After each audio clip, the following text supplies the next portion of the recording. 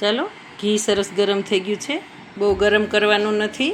અને આ ફરાળી માલપુઆ છે તો એ બહુ ગરમ તેલ હશે તો એમાં છૂટા પડી જશે. એટલે એક ધ્યાન રાખવાનું છે કે આપણે જ્યારે બેટર ઉમેરીએ ત્યારે ગેસ બંધ કરી દેવાનો છે અને ઉમેર્યા પછી થોડી વારે એને ચાલુ કરી દેવાનો છે અને સાવ લો ફ્લેમ ઉપર એને તળવાનું છે. તો આવી રીતે સરસ પૂરી જેવું બની જાય. તમે જોઈ શકો છો સરસ બની ગઈ છે.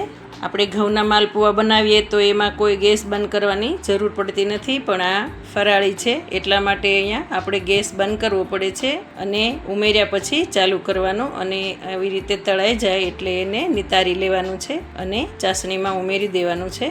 તો એકદમ સોફ્ટ અંદરથી અને બહારથી ક્રિસ્પી એવા માલપુઆ બનીને તૈયાર થાય છે. તમે જોઈ શકો છો બહુ સરસ ટેસ્ટી અને ખાવામાં સ્વાદિષ્ટ છે અને હેલ્ધી પણ છે. તો ફરાળમાં આપણે આવી રીતે માલપુઆ બનાવીને ખાઈ શકીએ છીએ.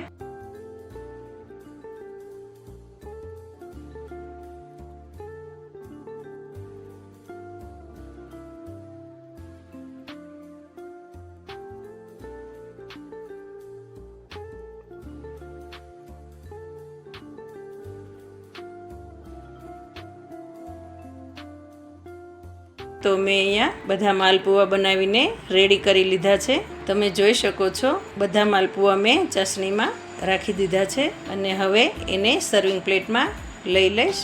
તો એક એક કરીને આપણે નિતારીને લઈ લેવાના છે. ખાવામાં ખૂબ ટેસ્ટી, હેલ્ધી અને સ્વાદિષ્ટ બન્યા છે. તો ફરાળમાં કંઈક અલગ સ્વીટ ખાવાનું મન થાય ત્યારે આ બનાવીને ખાઈ શકીએ છીએ.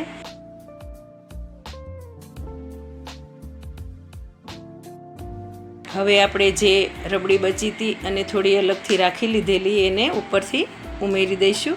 આવી રીતે તમે જોઈ શકો છો એકદમ સરસ અને મસ્ત બન્યા છે.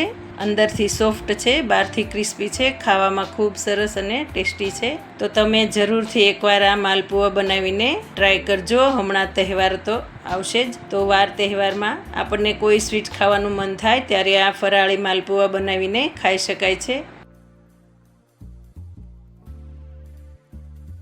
અને મારા વિડીયો સારા લાગે છે તો સબસ્ક્રાઈબ કરજો, શેર કરજો, લાઈક કરજો, જેથી તમને સૌની પહેલાં મારા વિડીયો મળે. તો એકવાર આ માલપુઆ બનાવીને જરૂરથી ટ્રાય કરજો. ખૂબ સરસ લાગે છે અને બધાને ખૂબ પસંદ આવે છે.